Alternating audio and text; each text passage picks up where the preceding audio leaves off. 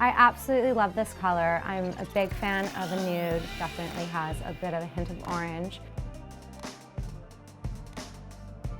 In this collaboration, Charlotte approached me, and I've been very fortunate to be working very closely with her team for many years, and we decided a nude was a perfect fit for myself and for In Love with Olivia.